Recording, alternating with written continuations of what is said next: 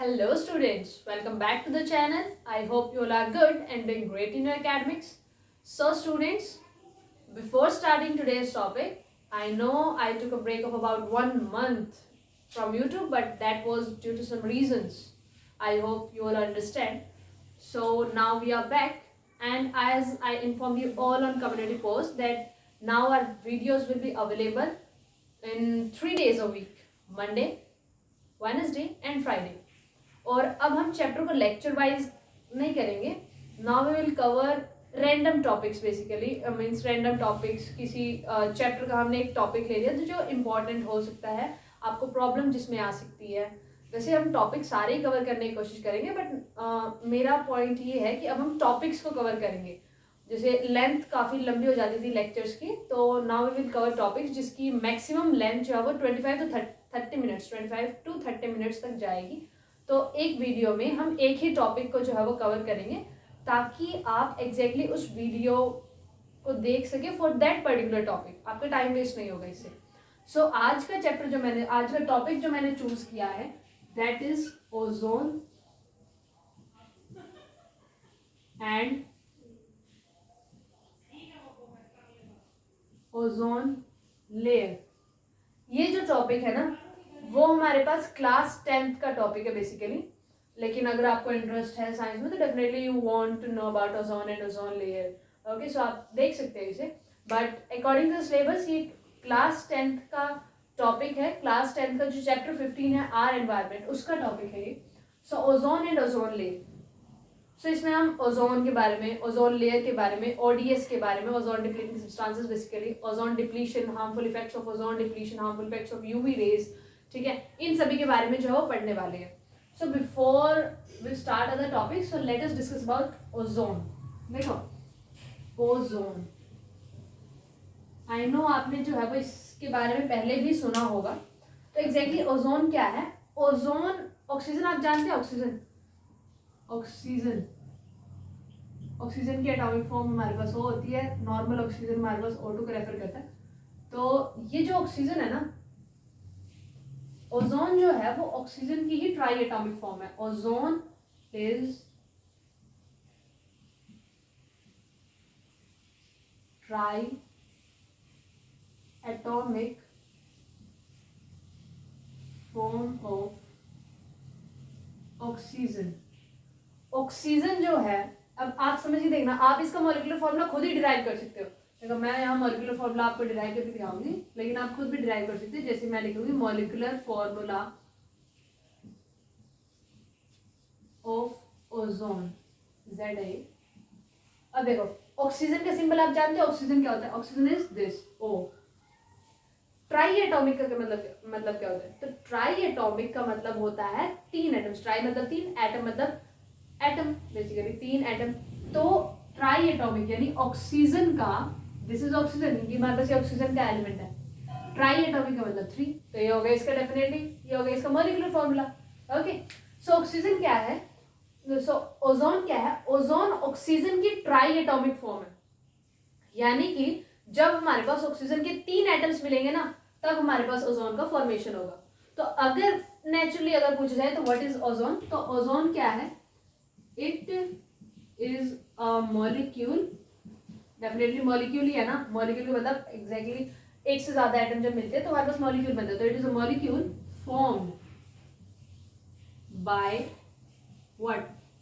Oxygen. लेकिन oxygen के भी कितने atoms? Made by 3 atoms of oxygen. ठीक है. सो ओजोन क्या है? ओजोन ऑक्सीजन की ट्राई एटॉमिक फॉर्म है. इसका मतलब ऑक्सीजन मतलब O, ट्राई एटॉमिक का मतलब 3, तो ये इसका मॉलिक्यूलर फॉर्मूला हो गया. ठीक है. तो अगर डिफाइन करना हो, वैसे आते नहीं है, but I am telling you कि ओजोन अगर पता करना हो कि हमारे पास व्हाट इज ओजोन लिखना हो, तो it is a molecule formed by 3 atoms of oxygen. It is a molecule formed by 3 atoms of oxygen. Okay. अब इसकी स्टेट कैसी होती है? स्टेट जैसे सॉलिड लिक्विड गैस होता है ना, तो वैसे इसकी स्टेट क्या है? तो इट इज गैसियस. कैसा है हमारे पास? ये गैसियस है. जैसे oxygen gas, ozone gas. Okay, so moving on to next. देखो स्टूडेंट्स, एनसीईआरटी में एक स्टेटमेंट लिखी गई है और उसमें आपको जो है वो डिफरेंस दिया गया उस स्टेटमेंट की, देखो पूछा जा सकता है इसलिए मैं आपको बता रही हूँ कि एक स्टेटमेंट में ऑक्सीजन और ओजोन, एक स्टेटमेंट दी गई है जो इस बात से ही मीन्स इस बात के ही जस्ट आगे है, and that statement is unlike oxygen which is required for respiration by aerobic forms, ozone is a deadly poison। तो इसके थ्रू आपको ओजोन और ऑक्सीजन में डिफरेंस दे दिया गया।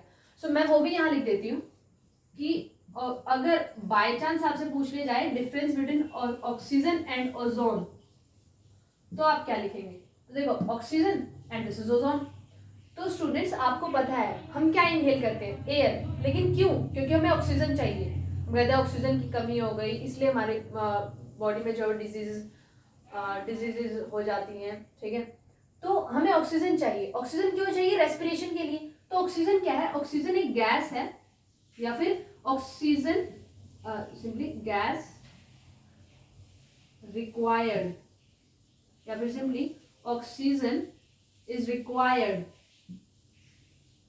For respiration. इसके लिए रेस्पिरेशन के लिए रिक्वायर्ड होती है। आई होप आप रेस्पिरेशन समझ ले होंगे, सांस लेने के लिए, खाने का ब्रेक डाउन करने के लिए ताकि एनर्जी लिबरेट हो, that is respiration. So required for respiration bye aerobic form. Aerobic का मतलब जो ऑक्सीजन की प्रेजेंस में फूड का ब्रेक डाउन करते हैं, एरोबिक फॉर्म्स और एरोबिक ऑर्गेनिजम्स, ठीक है। एनारोबिक तो बेसिकली बिना ऑक्सीजन के सर्वाइव करते हैं ना। सो ऑक्सीजन क्या है? ऑक्सीजन क्यों रिक्वायर्ड होती है? रेस्पिरेशन के लिए, एरोबिक फॉर्म्स द्वारा। अब ओजोन क्या है? ओजोन इज अ, एनसीईआरटी ने जो है वो हमारे पास साफ साफ शब्दों में लिखा है, ozone is a deadly, ozone is a deadly poison. अब इसका मतलब क्या है? Ozone is a deadly poison का मतलब क्या है कि ओजोन एक पॉइजनस गैस है। स्टूडेंट्स देखो हम ऑक्सीजन को इनहेल करते हैं सारे दिन, हमें कुछ नहीं होता ना, इवन हमें हेल्प होती है, हमारा खाना ब्रेक डाउन होता है, उससे हमें एनर्जी मिलती है। लेकिन अगर ऑक्सीजन को इनहेल कर लिया जाए ना स्टूडेंट्स, तो क्या है? ओजोन एक डेडली पॉइजन है, it can even cause death. Okay, so उस स्टेटमेंट के थ्रू आपको ऑक्सीजन और ओजोन के बीच में जो है वो डिफरेंस बताया गया। Okay, so please write it down.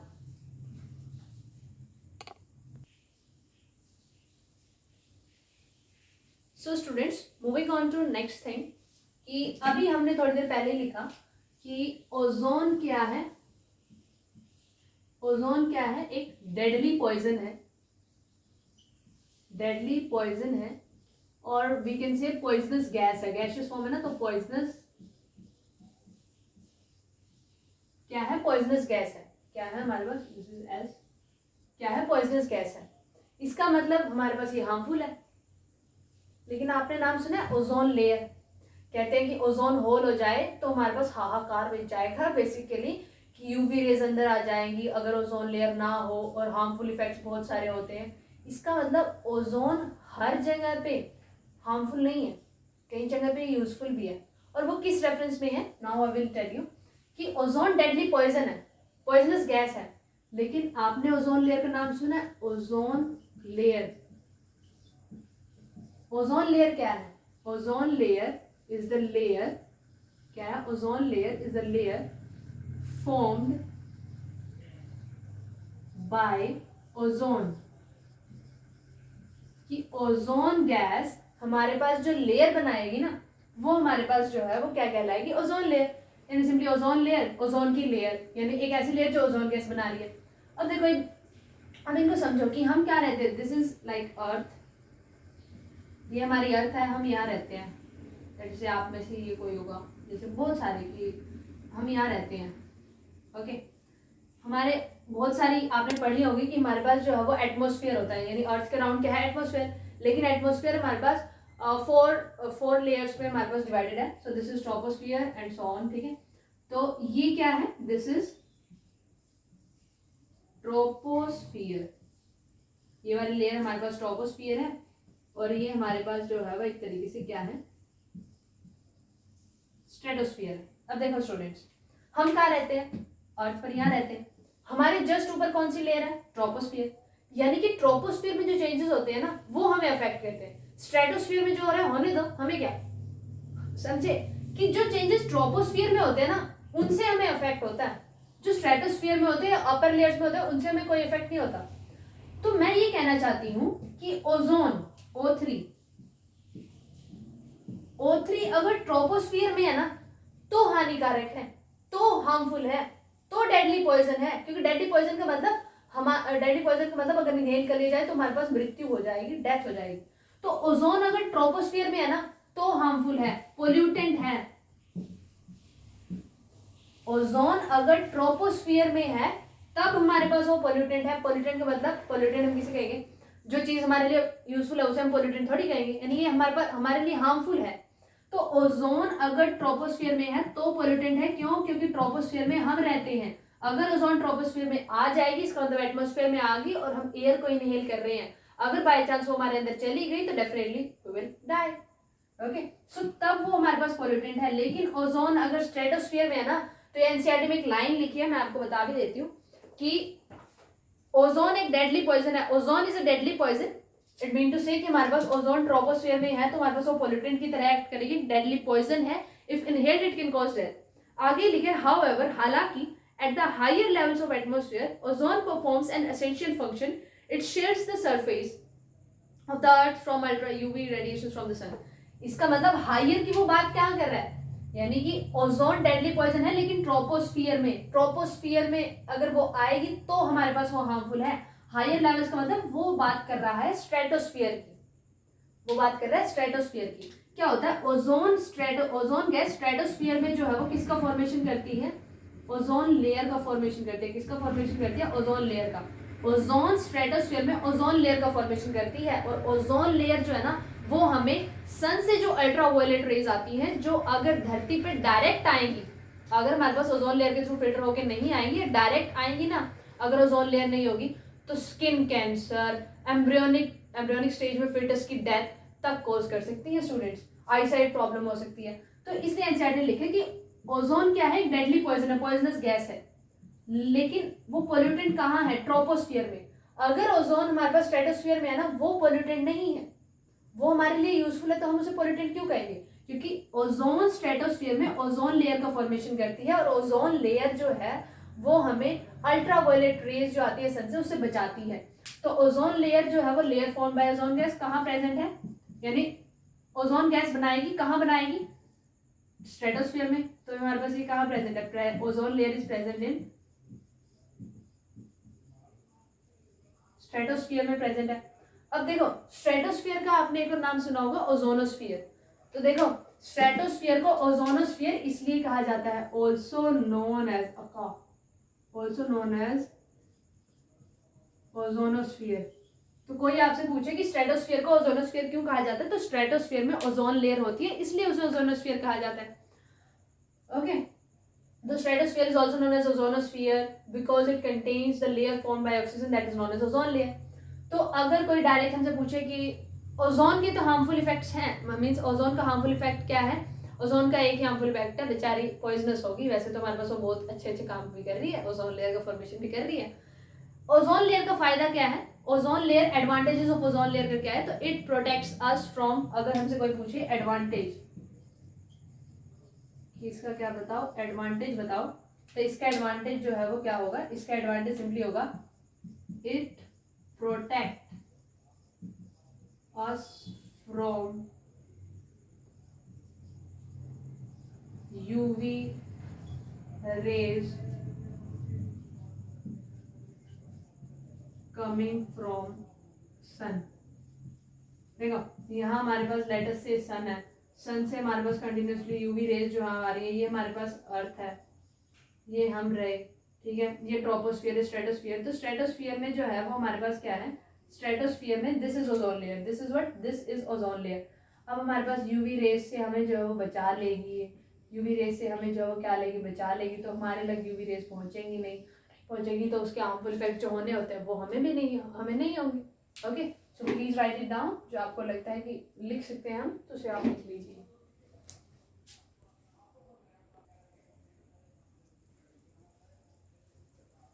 So students, moving on to the next topic, formation of ozone layer. What? Formation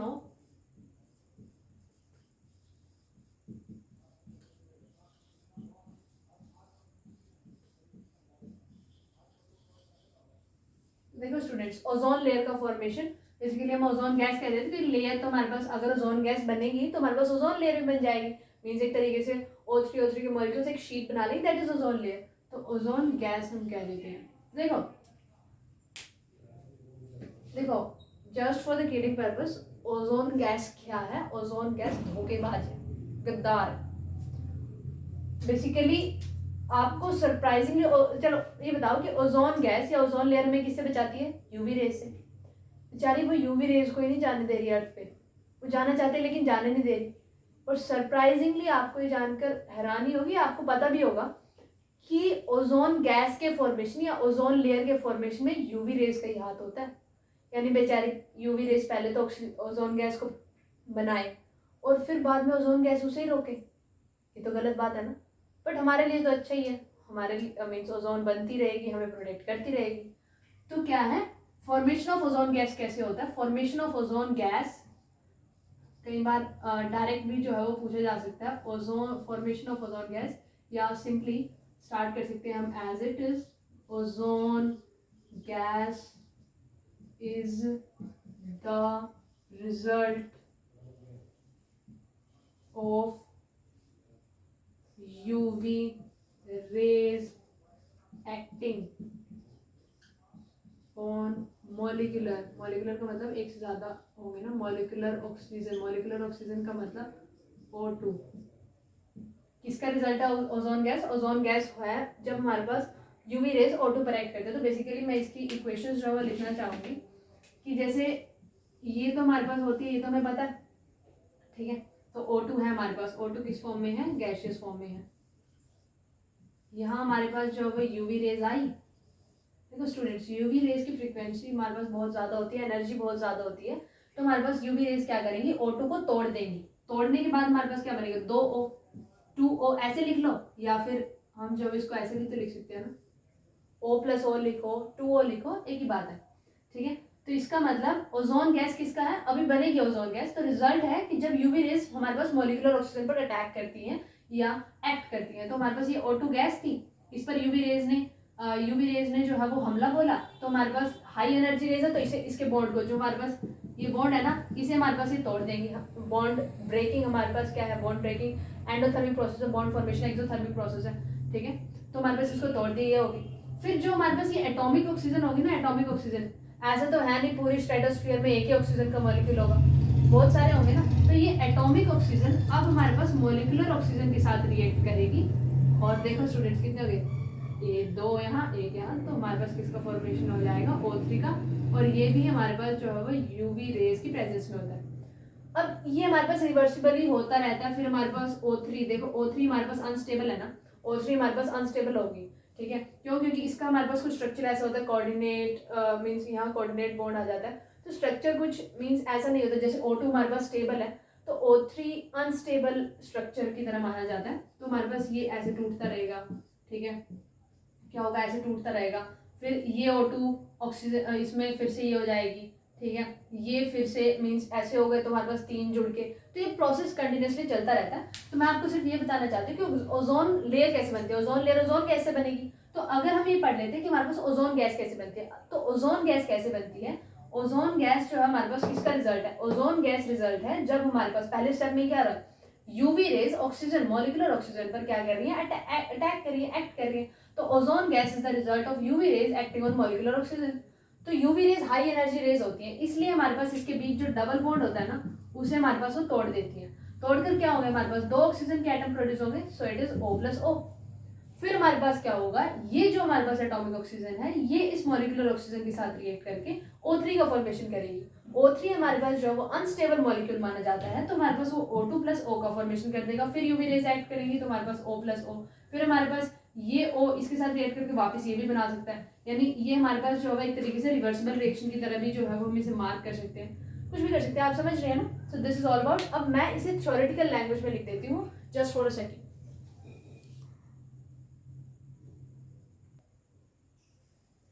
तो देखो स्टूडेंट्स, अगर आपसे जो है वो क्वेश्चन पूछा जाता है explain the formation of ozone gas, तो आप ये ऐसे लिख सकते हैं कि ओजोन गैस हमारे पास रिजल्ट है मॉलिक्यूलर ऑक्सीजन पर जब हमारे पास यूवी रेज एक्ट करती है। यूवी रेज हमारे पास क्या करेंगे? और सिर्फ आप 2 लाइन में, तीसरी आप लिख भी सकते हैं, नहीं भी लिख सकते, आपकी चॉइस है। तो देखो O2 क्या है, यहाँ पहले statement UV rays act on molecular oxygen, molecular oxygen हमारे पास जो है ये होगी, तो उस पर जो है वो हमारे पास एक्ट करेंगे, यूवी रेज एक्ट करेगी और जो है वो इसे एटॉमिक, ये हमारे पास स्प्लिट कर देंगे हमारे पास 2 ऑक्सीजन एटम्स में, फिर हमारे पास एटॉमिक ऑक्सीजन मॉलिक्यूलर ऑक्सीजन के साथ जो है हमारे पास रिएक्ट करेगी, ये भी हमारे पास जो है वो एक तरीके से यूवी रेज के अंडर होगा और हमारे पास जो है वो O3 का फॉर्मेशन हो जाएगा। So this is all about, please note it down.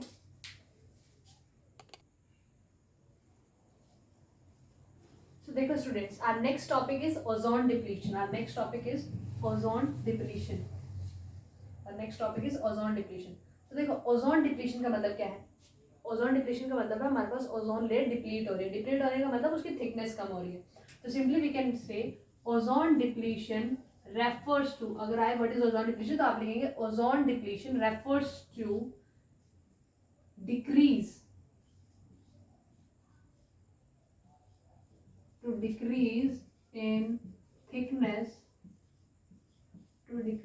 in thickness of ozone layer, to decrease in thickness of, तो ओजोन डिप्लीशन क्या है, ओजोन डिप्लीशन रेफर करती है या क्या कहते हैं, ओजोन डिप्लीशन का मतलब है कि हमारे पास ओजोन लेयर की थिकनेस क्या हो रही है, कम हो रही है, इसका मतलब इट रेफर्स टू, और वी कैन से और रेफर्स टू थिनिंग, थिनिंग का मतलब कम होना, उसकी विड्थ कम होना, थिनिंग, डिक्रीज इन थिकनेस को थिनिंग कहते हैं, थिनिंग ऑफ ओजोन लेयर। और अगर हमारे पास ये कंटिन्यूसली होता रहा, अगर हमने इस पर रोक मीन्स ऐसे सब्सटेंसेस पर रोक नहीं लगाई जो इसे कॉज करते हैं, तो can further lead to ozone whole.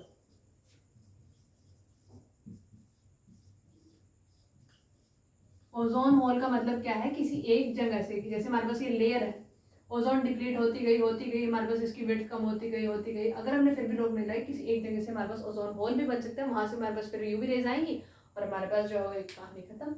ठीक है, तो ओजोन होल, अब देखो ओजोन होल जो है वो फर्स्ट टाइम जो था वो ऑब्जर्व किया गया था कहाँ, एंटार्क्टिका रीजन में, तो ये आप अपनी एंटार्क्टिका, तो हाँ एंटार्क्टिका में जो हमारे पास एक तरीके से ऑब्जर्व किया जाए, ये आप अपनी जनरल की ओजोन होल जो है वो सबसे पहले कहाँ पाया गया था, that was in Antarctica. Okay, so this is about ozone depletion. अब ओजोन डिप्लीशन के लिए रिस्पॉन्सिबल क्या है, ओजोन डिप्लीशन का कोज, ओजोन डिप्लीशन का कोज क्या है, तो ओजोन डिप्लीशन का कोज क्या है, ओडीएस। अगर हमसे कोई पूछता है what is the cause of ozone depletion, तो हम सिंपली कहेंगे the cause of ozone depletion are ODS. ODS का मतलब ओजोन डिप्लीटिंग सब्सटेंसेस, ऐसे सब्सटेंसेस जो हमारे पास ओजोन डिप्लीशन करते हैं, यानी उसकी कम मींस उसकी थिकनेस को कम करते हैं, और ये कौन कौन से हो सकते हैं, ये हो सकते हैं एरोसोल, आप सिर्फ नाम याद रख लीजिए, आपको आगे जानने की कोई जरूरत नहीं कि हमारे पास ये क्या होते हैं क्या नहीं। ठीक है, CFC, aerosol, CFC and oxides of nitrogen. आपको फंक्शन जान की हमारे पास ये कैसे होता है कैसे नहीं, आपको सिर्फ ये पता करना है कि हमारे पास कैसे हैं, कैसे मींस कौन कौन से हैं। ऑक्साइड्स ऑफ नाइट्रोजन का मतलब नाइट्रोजन और ऑक्सीजन, NO2 एटसेट्रा, यानी हमारे पास ऐसे हो सकते हैं, ये आपको मींस ये भी याद करने की कोई जरूरत नहीं, आप डायरेक्ट हमारे पास ऑक्साइड ऑफ नाइट्रोजन, इसकी फुल फॉर्म आप जरूर याद कर लीजिएगा, CFC इज क्लोरो कार्बन। अब और इसका एक ये हमारे पास कहाँ से प्रोड्यूस होता है, तो CFC जो है वो हमारे पास कहाँ से प्रोड्यूस होता है, CFC is produced from AC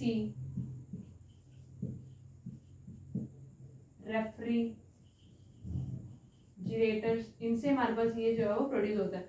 तो ओजोन डिप्लीट, ओडीएस समझ में आया, ओडीएस कौन होते हैं, अगर पूछ जाए व्हाट आर ओडीएस, तो ओडीएस होते हैं ओजोन डिप्लीटिंग सब्सटेंसेस, यानी ऐसे सब्सटेंसेस जो ओजोन लेयर की थिकनेस को कम करते हैं। कौन कौन से हैं, aerosol, CFC, oxides of nitrogen.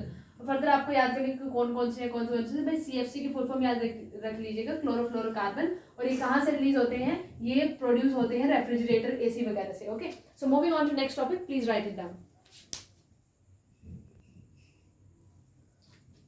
Students आप एक और सोर्स कर लीजिएगा इसका, एसी से, रेफ्रिजरेटर से, या एसी की जगह ही कर लीजिए, दो सोर्स याद रखिए, from, produce from fire extinguisher, कि हमारे पास CFC जो है वो फायर एक्सटिंग्विशर में भी जो है वो होता है। क्लोरोफ्लोरोकार्बन जो है वो हमारे पास रेफ्रिजरेटर से तो प्रोड्यूस होता है, AC से भी हो सकता है।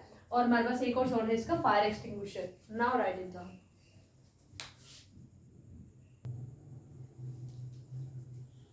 सो students, moving on to our next topic, हमने ओजोन डिप्लीशन पढ़ लिया। अब अगर ओजोन डिप्लीशन होगा तो डिप्लीट होते होते होल भी बन सकता है। तो ओजोन डिप्लीशन के हार्मफुल इफेक्ट्स क्या होते हैं, हो सकते हैं। और मैंने यूवी रेज लिखा है, ऐसा क्यों? क्योंकि ओजोन डिप्लीट होगी तो ओजोन डिप्लीशन से कोई फर्क नहीं है, ओजोन डिप्लीट होने से यूवी रेज एंटर कर जाएंगी, उनके एक्चुअल में हार्मफुल इफेक्ट्स है ना। तो मैंने इसलिए लिखा है harmful effects of ozone depletion. Ozone depletion सिर्फ ये ओजोन डिप्लीशन के नहीं है, ये यूवी रेज के भी हम मेंशन कर सकते हैं। क्यों? क्योंकि ओजोन डिप्लीशन से हमें कोई फर्क नहीं है, लेकिन ओजोन डिप्लीशन होने के कारण यूवी रेज की एंट्री होगी, उनसे प्रॉब्लम है। तो आपका टाइम सेव करने के लिए मैं पहले लिख लेती हूँ, फिर आप डायरेक्ट नोट डाउन कर लीजिएगा। सो स्टूडेंट्स, मैं जल्दी से इन्हें समराइज कर देती हूँ और लेट्स फिनिश द लेक्चर। सो देखो, यूवी रेज जो है वो हमारे पास स्किन कैंसर कॉज कर सकती है। देखो, मैंने आपको बताया कि UV rays high energy rays होती है, और हमारी स्किन की क्या है, सेल्स है ना, बेसिकली सेल से ही तो हम मिलकर बने हैं। तो सेल्स में वो म्यूटेशन कॉज कर देती है। ये आप आगे अगर बायोलॉजी लोगे तो आपको पता चलेगा कि हमारे पास हाई एनर्जी रेडिएशन जो होती है, X rays, UV rays etcetera, infrared rays. तो ये जो X rays, UV rays, gamma rays basically वो हमारे पास हाई एनर्जी रेज होती है। तो वो हमारे पास हमारी सेल्स में म्यूटेशन कॉज कर सकती है। म्यूटेशन से हमारे पास उनमें जो है, फिर हमारे पास सेल्स में म्यूटेशन हो गया तो वो हमारे पास रैपिडली डिवाइड करती है, और रैपिडली डिवाइड करने से ट्यूमर को कैंसर कहते हैं। तो हमारे पास वो स्किन कैंसर कॉज कर सकती हैं। और अगर मीन्स कोई विमेन अगर प्रेग्नेंट है और वो ज़्यादा देर तक धूप में बाहर निकलेगी तो definitely it has foetus in its वॉर्म। तो उसके वॉर्म में भी क्या है, उसके यूट्रस में क्या है, फीटस है। तो एग्जैक्टली उस फीटस का मतलब एम्ब्रियोनिक स्टेज में अभी बच्चा, यंग वन, तो उसकी डेथ भी हो सकती है। और अगर हम कंटिन्यूसली बाहर, अगर हमारे पास ओजोन डिप्लीट होती गई तो डेफिनेटली यूवी रेज जो है वो हमारे पास आईसाइट पे भी इफेक्ट डाल सकती है, आईसाइट वीक हो सकती है और फर्दर कंटिन्यूसली लॉस भी हो सकता है। ठीक है, उसके बाद अगर हमारे में इतने इफेक्ट्स हैं तो डेफिनेटली प्लांट्स में भी कुछ इफेक्ट होगा। तो यूवी रेज हमारे पास फोटोसिंथेसिस का जो रेट है, यानी पर सेकेंड हमारे पास जितना खाना बन रहा है प्लांट्स में, उस रेट को कम कर सकती हैं। अब अगर जितना बन रहा है, तो अगर यूवी रेज की अमाउंट ज़्यादा हो जाएगी, अगर हमारे पास ऐसे ही ओजोन डिप्लीट होती रही तो उस रेट में भी हमारे पास रिडक्शन आ जाएगा। अगर खाना पीना प्लांट का कम हो जाएगा, यानी खाना वो कम बनाएगा तो हमारे पास अपने लिए भी कम बचेगा उसके पास, तो हमारे पास प्लांट ग्रोथ इनिबिट हो सकती है। अगर आपको कोई खाना नहीं दे तो आपकी ग्रोथ ही इनिबिट होगी ना। तो अगर फोटोसिंथेसिस रेट कम होगा तो खाना कम बना तो हमारे पास प्लांट की ग्रोथ में रिडक्शन हुआ। उसके बाद इम्यून सिस्टम जो है हमारे पास वीक हो सकती है। जैसे स्किन कैंसर हो रहा है, इसका मतलब ओवरऑल बीमारियां बढ़ेंगी ना हमारे, तो इसका मतलब इम्यून सिस्टम वीक होगा हमारा। उसके बाद है हमारे पास UV rays overall ecological imbalance create. Imbalance का मतलब हमारे पास बैलेंस नहीं रहा, इकोलॉजिकल इम्बैलेंस जो है वो क्रिएट कर देंगे।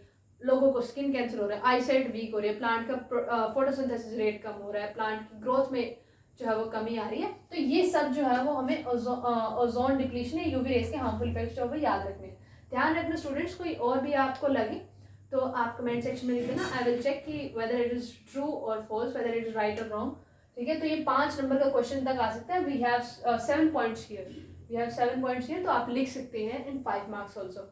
सो एक लास्ट लाइन जो है वो यहाँ और बचती है, let me write it down here then explain to you.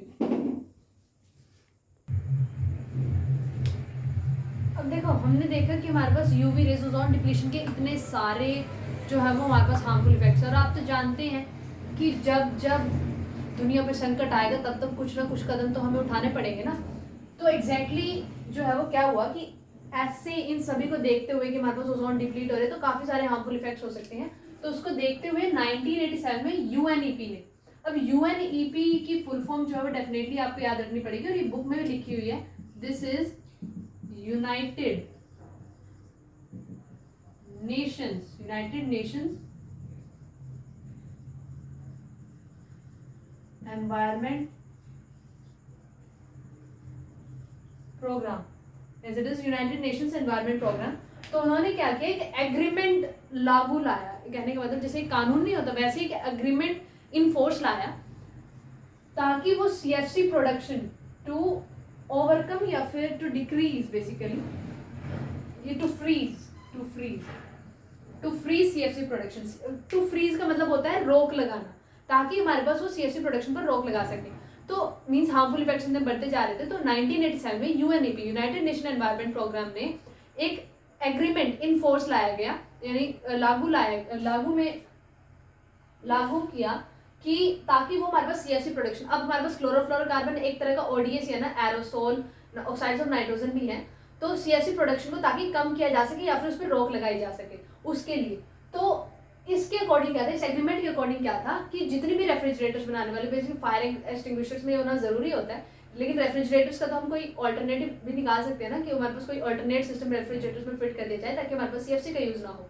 तो रेफ्रिजरेटर बनाने वाली जितनी भी कंपनीज थी ना, उन्हें कहा कि कुछ अल्टरनेटिव मेथड अपनाओ ना आप रेफ्रिजरेशन के लिए, ऐसे रेफ्रिजरेटर्स बनाओ जो हमारे पास सीएफसी फ्री हो। तो ये हमारे पास वो जो था वो एग्रीमेंट था, ये आपको लाइन जो थी वो ध्यान में रखनी थी। So this was all about ozone and ozone layer. I hope you all understand very well. If you do, then please hit the like button.